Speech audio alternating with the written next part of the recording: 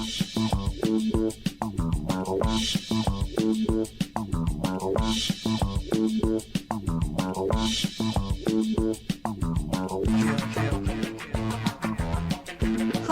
welcome to Inside the Moms Club, where being a mom is the coolest place to be. Here in the Moms Club, we believe that what embarrasses you now will make a great story later.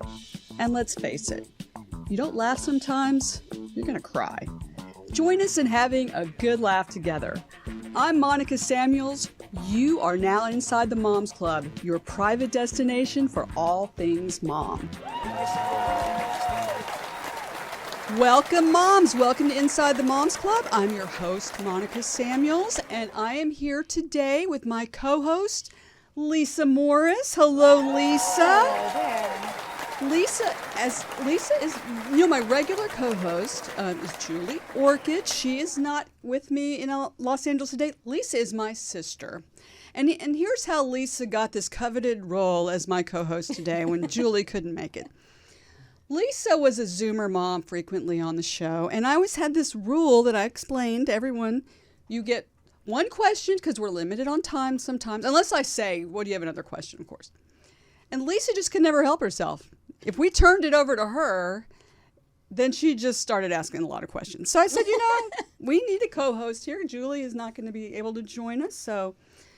Well, here we go. Help it. Now you've already made your way into the co-host chair, so don't get any bright ideas that you're going to move over here, because that's where we're going to draw the line on that one. Well, okay. Well, I'm always second place. No, she's a middle child. I am. She's going through this whole middle. That's right. That's I am a constant the middle child thing with her. Yes.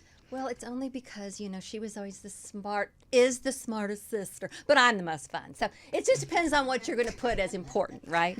Well, which is why I made a great third grade teacher, because you don't have to be that smart to teach third grade. They're going to hear it again and again. I always told myself, this is not the last time they're going to hear this, so it's okay. They're not quite getting it. But yes, I'm very inquisitive, and I always think of something else I want to know. Oh, I hope for all of you moms out there who are third grade teachers, just know that we think you're smart. You're very I smart. just wasn't one. Yeah. But I'm sure you are. That's why she's retired as a third grade I don't do it teacher. anymore. She's now doing something else. Yes, I am. So, still with kids and still with schools. You're now in sales. Yes, I work in educational travel. So if you're a student and gets invited to go to Washington, D.C. with their teacher, you should let them go. It's really, it's such a growing experience. You should especially let them go if Lisa's your account manager and she gets credit for it. If I'm your salesperson. Yes, because then she gets to go to Mexico on vacation at the end of the year, which she's gotten to go every year, so she's really good at it. So, so you went from one career, from teacher to... It was a good segue because I get to work with teachers in school still, and I also understand what it's like to be in the classroom and what it's like to work with the principals, and kind of, a lot of teachers are hesitant. They're like, I don't want to... My principal won't let me. And I understand sometimes they won't. And I don't push them like some people and be like, who cares what your principal thinks? I'm like, I don't want to get you fired over a trip. It's not that good. But, it's really a lot of fun. And they really, really love, because teachers are big into the aha moment. You want to see that yourself. And this is a way to see it in the field, like you're actually there. Well, you're a good salesperson. That's very good. Well, I feel very honored today that I'm sitting between today two teachers. I mean, I feel very honored. I'm sitting next to a very smart teacher. Yes. And evidently a very subpar, not too smart teacher. So I mean, what an honor today. But the students loved me. Let me introduce our guest, because she's a special ed teacher. And she's also a radio personality. She appears on KFI AM 640. She has one of the top radio shows there. And she's the host of the very popular Saturdays with Tiffany, which streams online from 5 to 7 on iHeart Radio. Please join me in welcoming Tiffany Hobbs. Welcome to the Moms Club. Thank you. Thank you very much. The aha moment, right? Yes, personified. yes. There we go. Aha.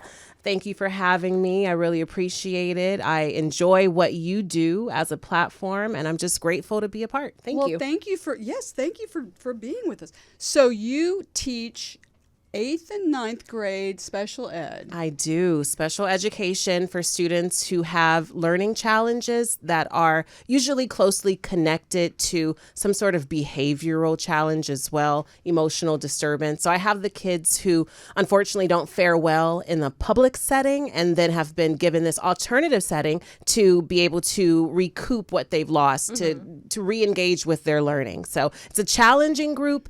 I've taught public, I've taught elementary and high school. This by far is my favorite group. Wow. I am clearly insane that I love 8th and ninth graders anyway. Well, we love people that love 8th and ninth graders, because Yes. we find some moms out there find that once their children get to that age, they're happy to send them off to school. You're looking for the Teachers- receipt to send them back. Yeah. Absolutely. Well, they don't give you the same feedback that in elementary school. I used to say I'm a star in my classroom, but when the middle school teacher, it's not cool to be fawning over your teacher as much. So You know, I fortunately experienced the opposite in my class. My kids are too close to me. They love me too much. They know I'm here today, and they are looking forward to listening in later when I play the podcast in the classroom. So, that's great. you know, like I said, I'm very fortunate to have this group of kids. So how did you go into radio? I mean, from a teacher to you're doing this and that, and how do you do both? Well, you know, talking is talking, right? I'm talking in front of a classroom. I am speaking on a microphone,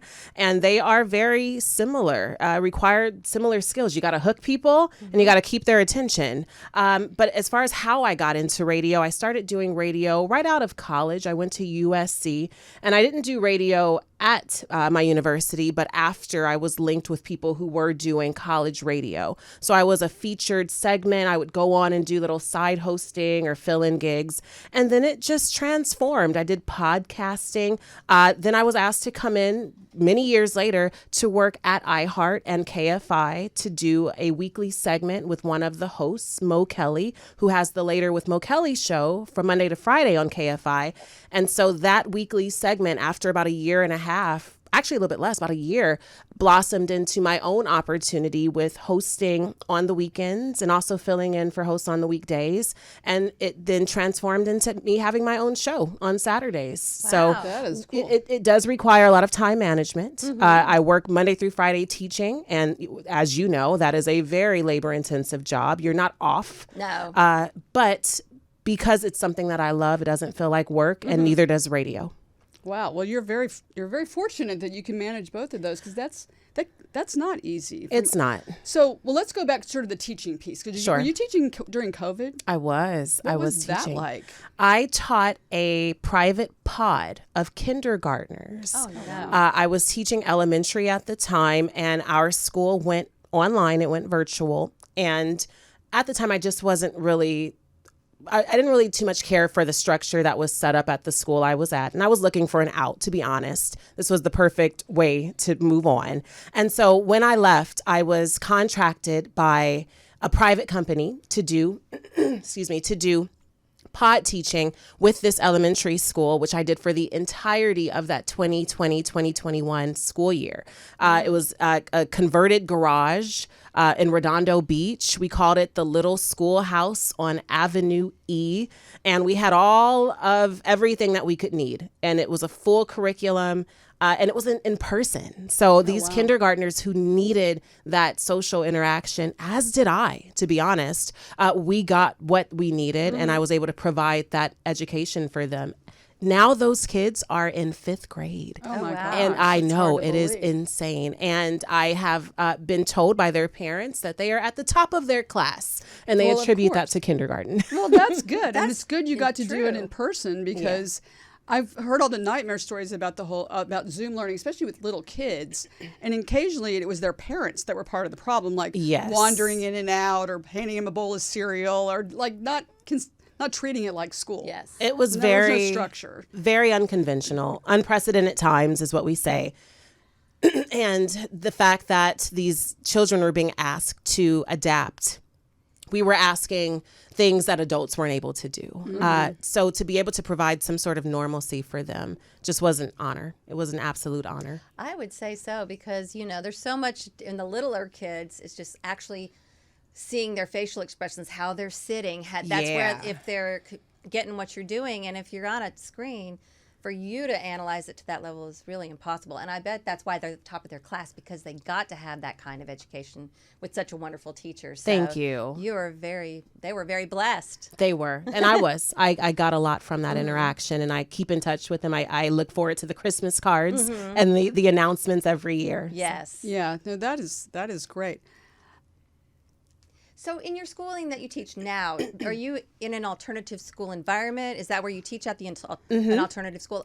Do you have just certain hours? So to do this radio thing, you don't have to be there 8 hours and then do this, or do you? I do. I do. Wow. I am required. I am contracted Okay. through Los Angeles Unified School Yes. District to provide the full day of curriculum. And then when I leave, I go home and I work on school-related things. And I also plan my radio show for Saturday and my weekly segment on Wednesdays. And so time management as a teacher is something that is drilled in. Yes. And I drill into my students as well. And I have to adopt those same ideologies so that I can be successful. But it takes a lot. And I do have to make time for myself to, to do the things that are outside of both of those careers. But it's a balance that I love. I feel so fortunate. People really want the opportunities that I've been given.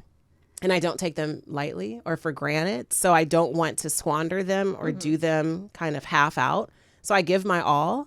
It does result in some exhaustion. I'll be honest, bet. I was gonna say, when but I definitely reserve the time for myself to be able to kind of rejuvenate. Sundays are my day. I was going to say, when is your time for yourself? It's like Sundays. 1 to 3 a.m. Yeah. on Monday morning. or Definitely something. that. I'm a night owl for sure. So what kind of support do teachers get? Like, it's a pretty intensive job. It is. And I mean, the fact that you're doing another job on top of it, which we'll get Yeah. to that in a second, but how do you feel like they're supported enough, or what's, No. Oh God, no. and that's why a lot of them are quitting. Yeah. unfortunately. After COVID, there was a huge drove of them that just left the profession, especially the older ones that had no idea how to use a smart board or Yeah. any of the technology. They're like, oh, this is just too much. Absolutely. And then they don't have enough, so they've got bigger classrooms. So I'm Right. sure you probably have a bigger class size than you may have expected. Yeah, and it's fluid. My class size is fluid because we admit all year. So I could have anywhere from 10 to 16 students because it's an alternative setting, it's special education.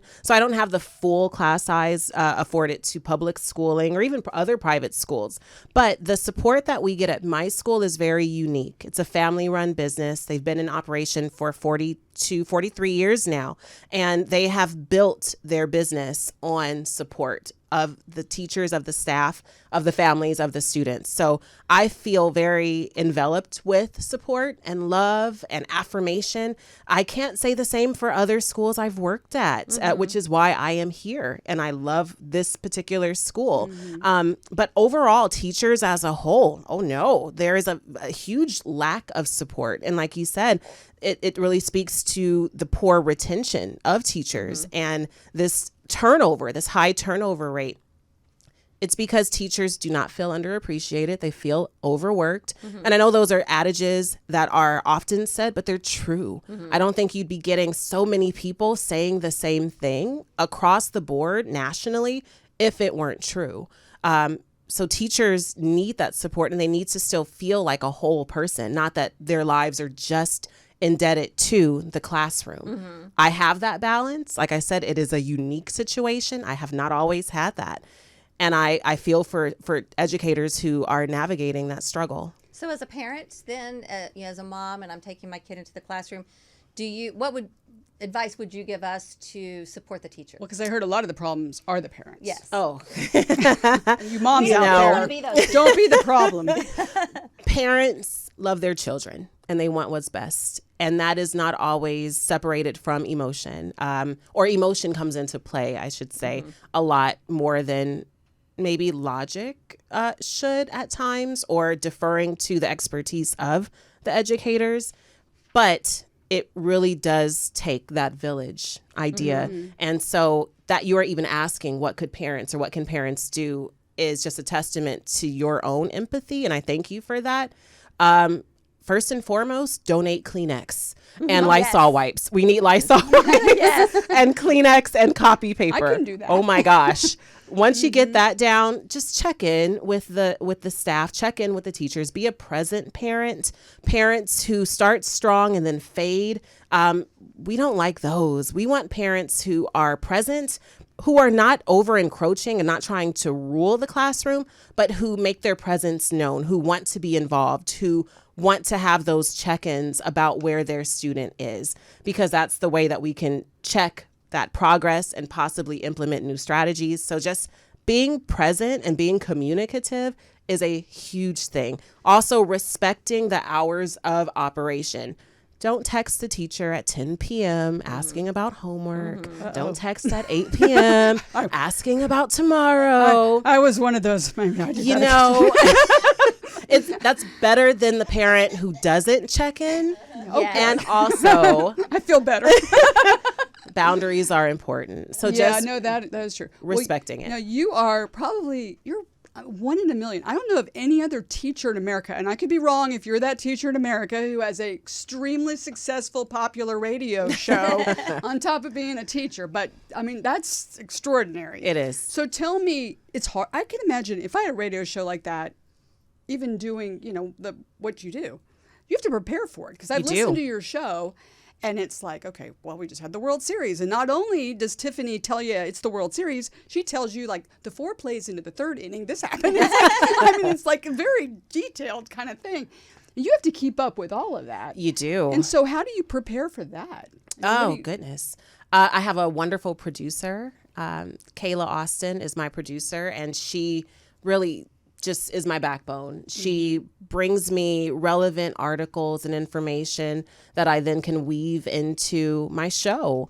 We work very well together. I pull things, she pulls things, and all of those topics are relevant to what our listenership is interested in. It keeps people abreast of local news, national news, things that you might not know.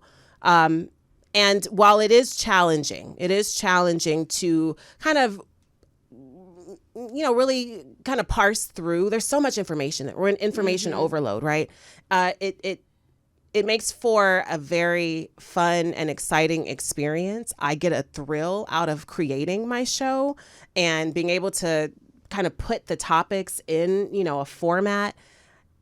I love it. But I'd be remiss if I didn't attribute a lot of the success of the show to my producer. Yes, I feel the same way about my producer, Lori D. Muslow, who's not with us today, but no, she's around here actually. Their producers are very, very important. Yes. Well, for example, this week, we're from Dallas.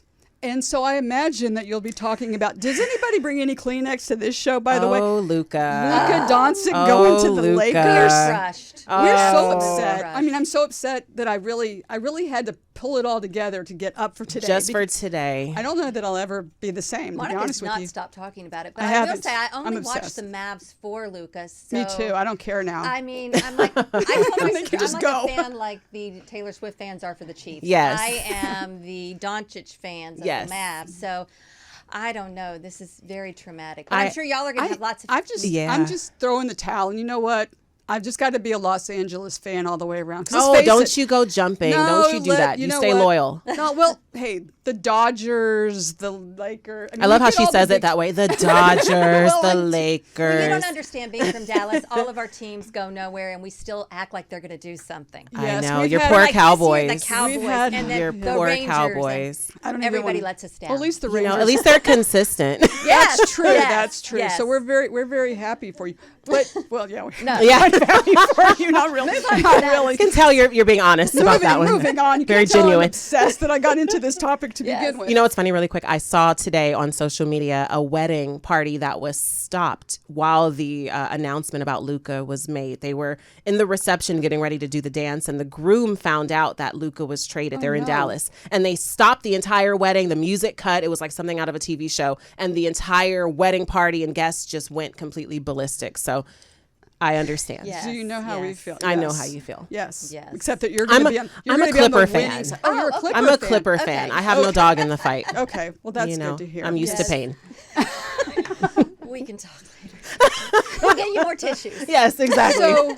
So your show, so it can go anywhere from, yay, we just scored the biggest trade in history, Sure, to like the fires in LA. Yes, I mean, yes. you guys have been through, like, talk about ups and downs of a community. And Yeah. I was at a dinner party, speaking of trading people, I was at a dinner party the other night in my neighborhood, and there's like, oh, all these people are moving here from the Palisades. Mm-hmm. More people, again, from California are coming to Austin Yes.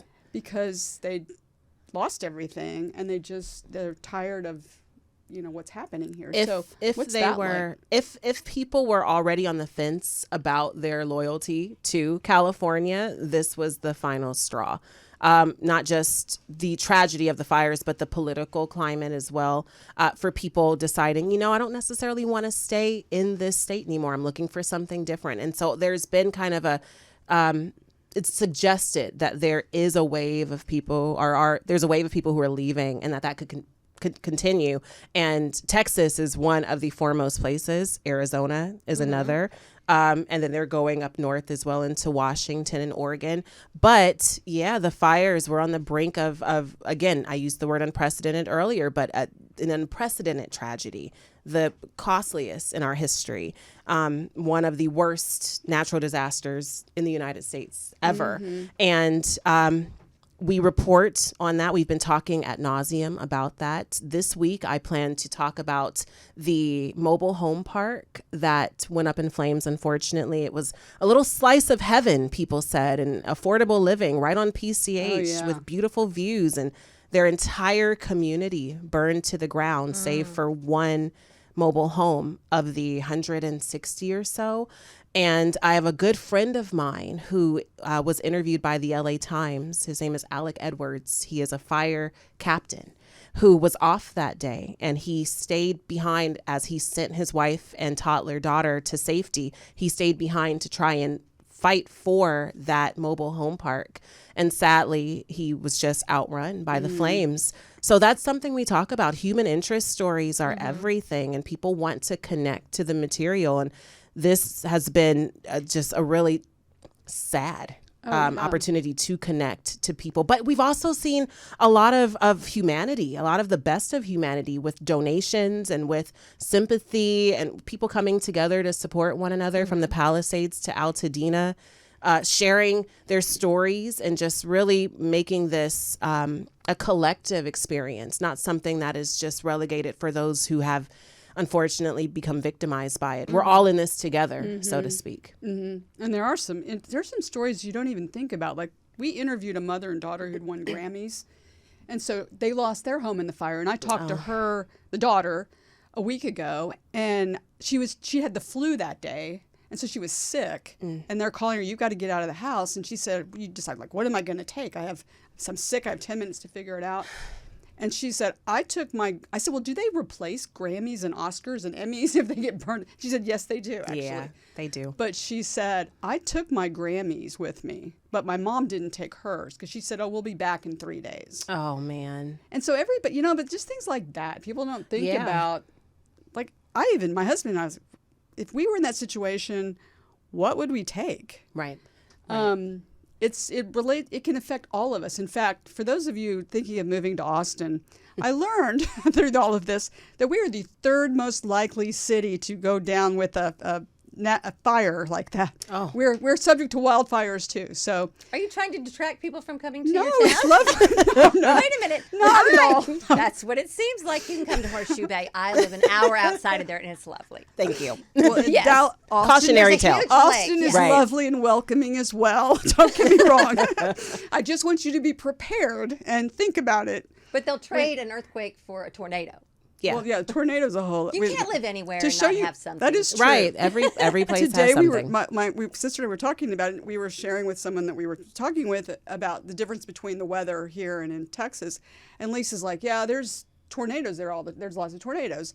And she said, but I've never seen one. I said, Lisa, we were in a tornado. I forgot. She forgot about it. But we were at DFW Airport. Yep.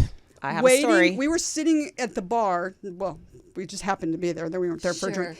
And there was a TV in front of us. And their CNN says, breaking news.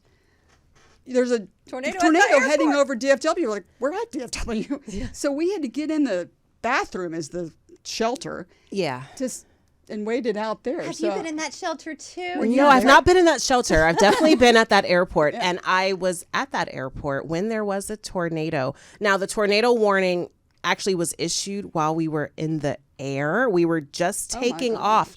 And the pilot says, and I love a window seat. The pilot says, if you're sitting next to the window, look out of your seat on this side of the plane, which happened to be my side, and look down and you'll see the top of the funnel. So I look over and I see a funnel cloud and I'm looking through the top of it into the eye of this tornado. And the pilot's like, isn't it cool? You hear him, isn't this the best thing ever? And I'm like, no, move away. I don't want to see this anymore.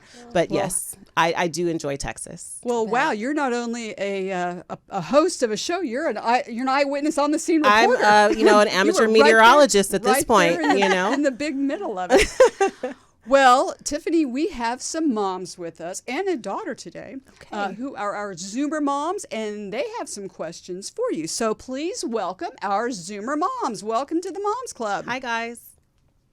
Hi, everybody. Well, I'm going to introduce each one of you, and if you want to tell Tiffany a little bit about yourself and then have a question. First, Heather, welcome to the Moms Club. Hello. Hi, everybody. Hi, Heather. I'm actually a realtor in Austin, Texas. So funny. So we can talk about moving here. Yes. I'm good friends with Julie Orchid. Our children grew up together and went to school together for a brief while. And I have my office is all about Willie Nelson. He's kind of the king of my office. Tiffany, I really enjoyed following you. I followed you on Instagram this weekend to learn more about you and kind of see what you're about. And I'm really interested, like, I know you said you take Sundays for yourself. Yes. But I'm a mom, I have a career, I've, volunteer, I do all kinds of things. And I always feel like I didn't get something done every day. And how do you prioritize that? I mean, what does that look like for you? Because you also work out quite a bit. I mean, you've got quite a following as a bodybuilder. Oh, I think you might be following someone else because I am not a bodybuilder, but I appreciate that. I aspire to better health for sure. That's something that's a goal. Okay, fake news on Instagram. I am so sorry. It's okay. I have been following someone. I've made up a whole story about you. You're like, she's really interesting. She's different than I thought. I looked at you and I'm like, something is different. Right. It's the hat. Yes, you thought she was in. Okay, so if you were a bodybuilder, in addition to being a teacher and a podcaster, how would you work it in? Because iHeart Radio is no joke. I mean, you have to be on your game. Yes. So again, time management is everything. And one thing that I've learned now in my 40s is to absolve myself of guilt about not completing something on the list. The list is fluid. The list will change day to day, week to week, whatever it may be, whatever increment you're using. And to not beat myself up over the fact that I didn't get to number 4 or 5, or maybe I only got to number 1, and that's okay. I think women, as it is, whether a mom, I am a stepmom, teacher, radio host, real estate agent, whatever it is you may do, we put a lot of importance on the quantity of things we can accomplish and not necessarily the quality. And so I would encourage everyone, including myself, I'm speaking to myself as well, to, again, really focus on how well you do the things that you're able to give your time to, and not as much of stretching yourself thin so that you can check off a bunch of boxes as having done this. Give yourself credit. But when it comes to having some time for yourself, it is imperative that you carve out a couple of hours, and that if it's just sitting in your car, you just drive away, keep the kids with the dad, or if they're old enough to be on their own, or, whatever the case, find some time for yourself. Go sit in your car, go read a book. If you're a doom scroller and you want to scroll the socials. But whatever it is you like to do, take a walk, feed the ducks, work out, not body build. That's not me. I'm not doing that.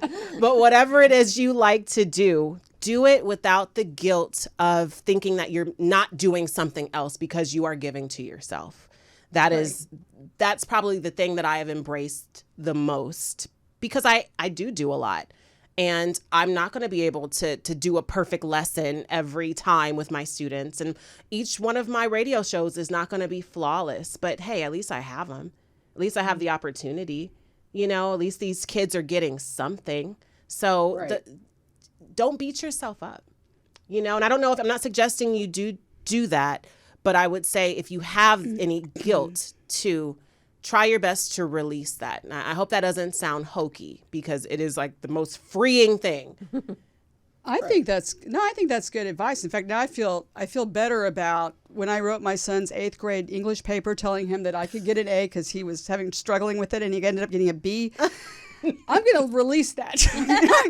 Release that guilt. He went on to college. It's all good. Use Chat GPT next time. Yeah, but I do like. That thing's amazing. Do you know what happens a lot of times is we need to tell our families, I'm going to take some time for myself. Yeah. I mean, I'm literally going to, because what happens is your husband comes home and he's like, well, what have you been doing all day?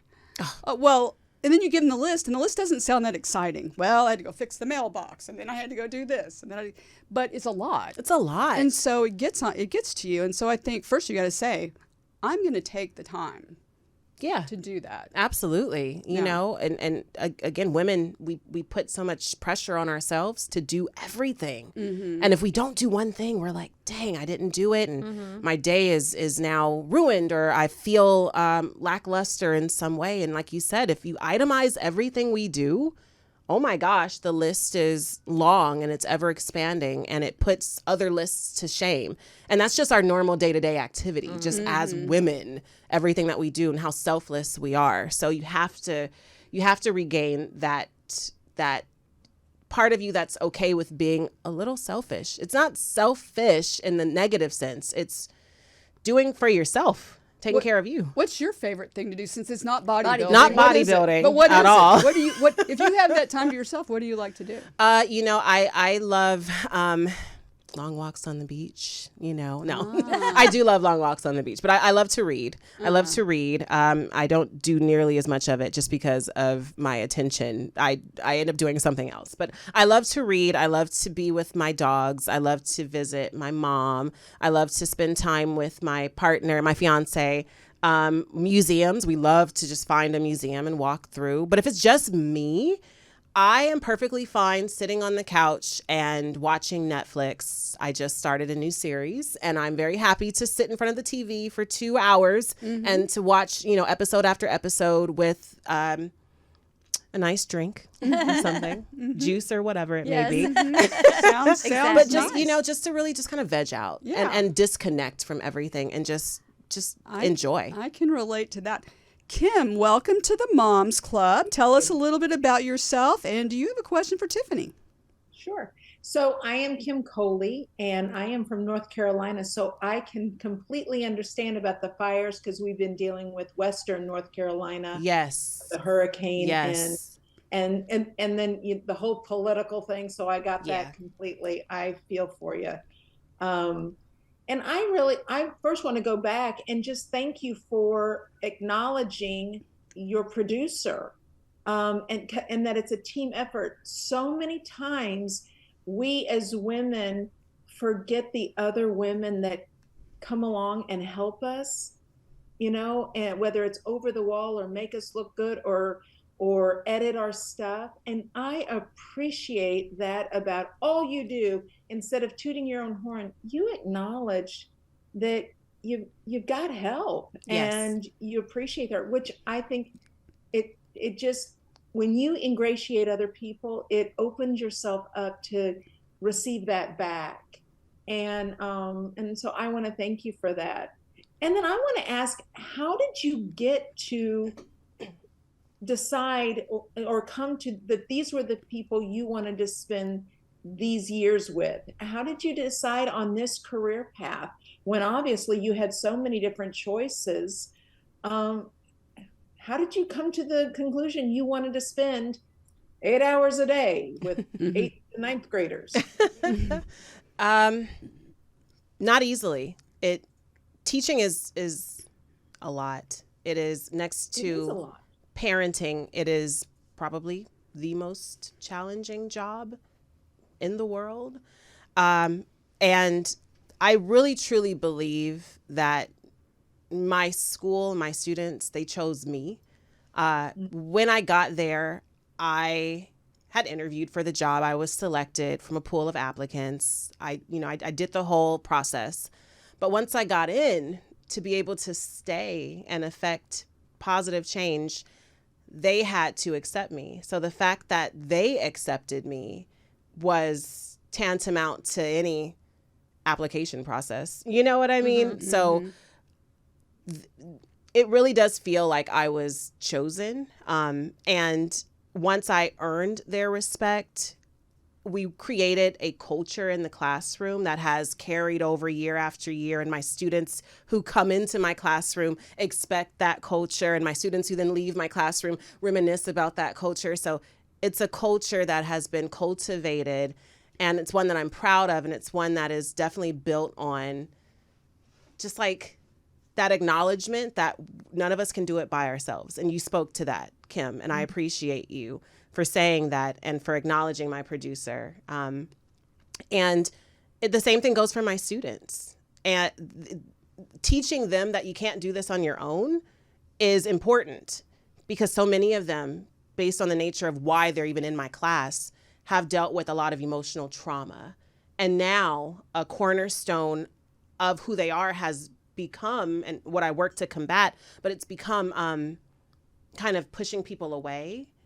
And to get them to trust again involves them understanding that you can't do everything by yourself. You're not alone in this, and you create your tribe. You know, this is my tribe, and I love it. Like I'm one of those teachers, and not to like pat myself on the back, but I'm one of those teachers who we're done with the day and I'm not ready to leave. You know what I mean? My kids are, it could be a really stressful day. Don't get me wrong. It is not perfect. And I have my days, because these are kids who, you know, they got in trouble at their previous schools for major outbursts and violence and other things.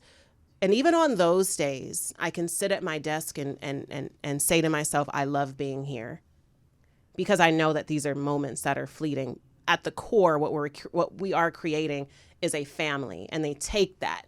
So spending 8 hours with them feels like spending 8 hours with my family. And you don't want to leave your family. You love your family. I have a family. So I get to go between two arenas that I love, you know, two different environments that I love. So spending time with them, it's not a chore. I'd like to speak really quick to what's happening in North Carolina, and I feel for you. And I honestly, Kim, I do not think that you guys are getting nearly enough press about what you're going through. I would have loved for the Grammys last night to acknowledge what's happening, and for other platforms to acknowledge what's happening in your state.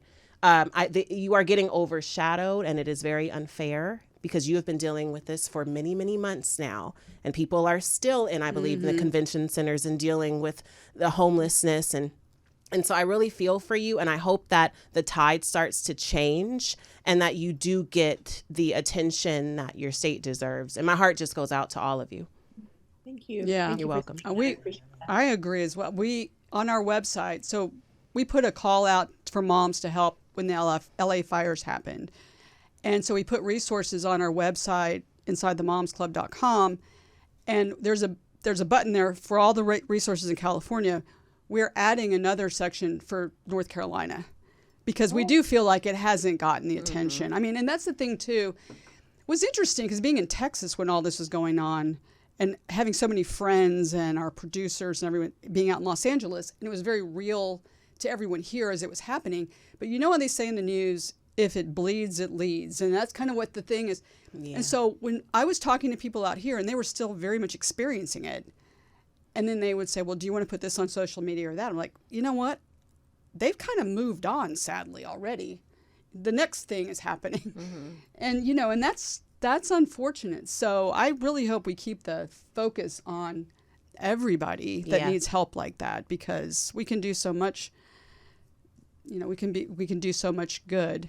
And I do appreciate you supporting your producer too. I'll tell you, I wrote a book with a Wall Street Journal reporter called Comeback Moms, and we interviewed 100 women across the country, and it was about staying home with your kids and how you navigate that and stay connected to your job and your family. And we've interviewed all these women, and part of the interview would be, who's the worst boss you ever had?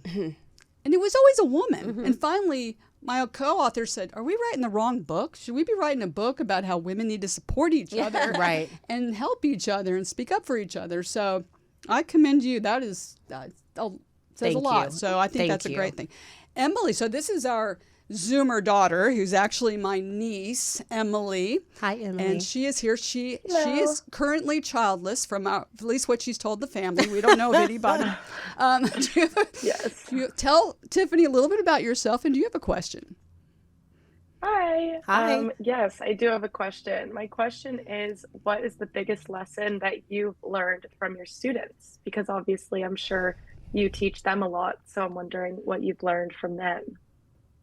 Oh my goodness, Emily. First of all, how insightful are you and mature are you to be here today, to give your time and to participate in this? So that says a lot about who you are and your bright future. Thank you. You're welcome. Hope to see you up here one day, right? I hope so. You know, there are lots of lessons that my kids teach me, my students teach me, but one that comes to mind is one that I practice with them often, which is do not be too proud to apologize.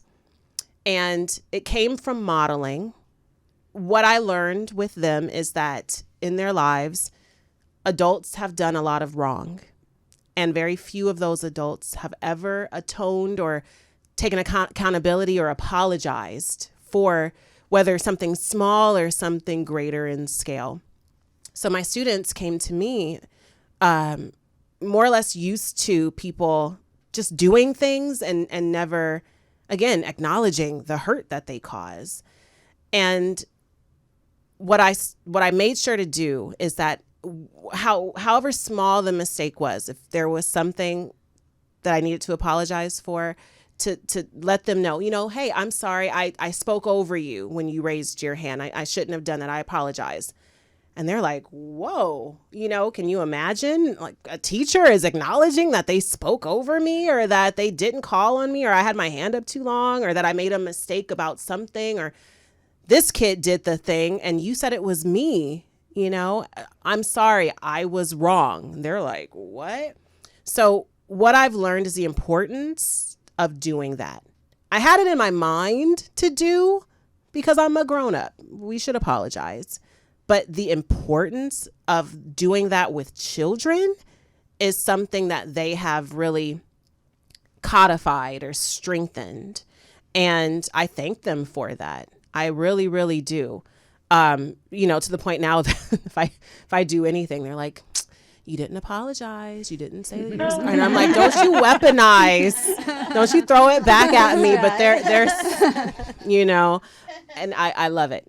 I love it because I am contributing to who they are as people. And I for the time I have them in the classroom, just like when you're with your teachers, what your teachers should aim to do is to help you be the best you possible for that very short amount of time before we release you back to your families and into the world.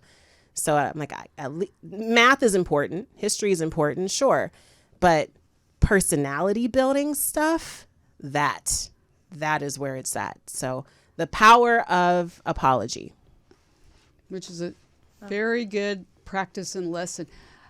I've always wondered with teachers, so you have them for 8 hours a day and you love having them, and they're in 8th and 9th grade, and society says they can't stay with you forever. Yeah. So how does that feel when they move to do you ever think, oh, I miss my class? Oh God. Like, how do you do you keep up with, like you said, you still know the 5th graders now. Yeah. So some of your 8th and 9th graders are now in seniors, college. college. Yeah, absolutely. I absolutely keep up with them. I am friends with my 3rd grade teacher who is, well past retirement, and relationships are important. So knowing that you could have that kind of relationship with a teacher in your adulthood is something that I look forward to with my students. So I keep up with them in hopes that I'll be able to see them have their kids and see them get into their careers. But I cry every graduation. I'm the sap, I'm the one who does the yearbook. I'm the one who's crying all the time. They're used to it by now. But you really do get attached. You should. Oh, and that's why I'm like, absolutely. you're spending you're spending all this time with these kids, and you get to know them, and they get to know you very well. And it really does feel like an extension of family. And so it is hard to give them to the next class. And I do worry about their retaining what I've taught them and not just academically, but emotionally as well. And I keep up as best as I can, keep up with the families, the parents, of course. And I think sometimes I bug them too much, but I really want to know how they're doing. So, well, it would be cool to still be as an adult, be friends with your third grade teacher. Yeah. I remember when I was in third grade, if we saw our teacher like at the grocery store, it was almost an out of body experience. Yeah, This can't possibly. I know. Why is this Why are they person? here? Oh And my God. Yeah, like You're not at school? Yeah. I know. Yeah, you like so that's to where make you live. friends with them would be just a Yeah, really a Mr. Mitchell is my third grade teacher's name, Oh. and he just moved to Idaho, and he is enjoying retirement, and I love him like a parent. I've known him for a long time, and he is great. Well, that is wonderful. We had Mrs. Moody as our fourth grade teacher. We both had her. She was a tough piece of work. But you know know what? what? I appreciate everything she taught me. 'Cause She Yeah. was the one that She made was- you line your desk up on this tiles. There Oh. should be We 3 didn't tiles realize- between this side and Every 2 day. tiles. And so you're like, We didn't Yes. realize she had OCD. It was not something. But anyway, we learned a lot from Yeah, her. So yeah. we had some really great you teachers. learned about high Well, standards. Yeah, Yes, we did. anxiety as well. Yeah, I'm sure. well, we got that too. But anyway, well, no, it's been so great to have you here. Thank I you. am so honored that you joined us today. And I'm honored. Thank for you. those of you in Los Angeles, KFI AM 640, you want to hear a show there. And on iHeart Radio, you get to hear on Saturdays with Tiffany from 5 to 7.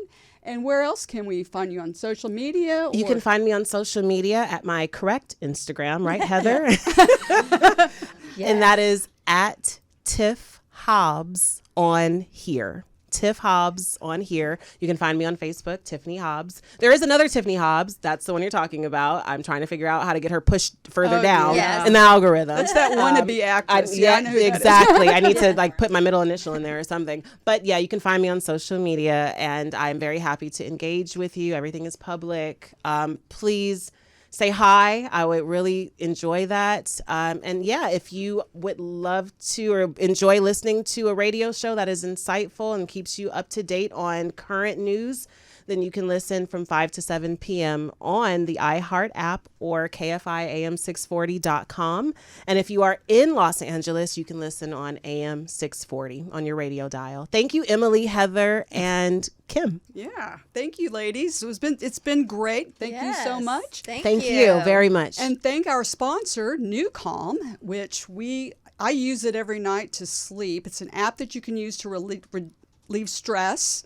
You can focus with it. You can exercise with it. And the great news for moms is that if you put Moms Club in the code at checkout, you get 15% off every month of your subscription. And it really, really works. So definitely check out New Calm. Well, Lisa, you did pretty good. I thank you so much. Well, thank you. It's I'm fun. sure you're going to want to do this again and again and again. And Yes, of course. I have you're going gonna to have a word with I get to meet Julie about awesome that. people like you. Yes. Yes, yes. So Thank you. thank you I so can, much. take Julie out in traffic, I guess. Lisa. No. Well, maybe we'll just have more than one co-host. I don't know. Yeah, there we Well, go. Anyway, thank you I love thank you Julie. for joining us. Well, ladies, I can't believe that our time has passed, but we're going to be back again next time with celebrities and extraordinary moms just like you. And we know all your me time is precious and valuable. Thank you so much for spending it with us. Remember our motto. It's very important. If you don't laugh sometimes, you are going to cry. And if your class didn't get you Kleenex, then you're going to be in really big trouble. So laugh, ladies. We'll see you next time inside the Moms Club.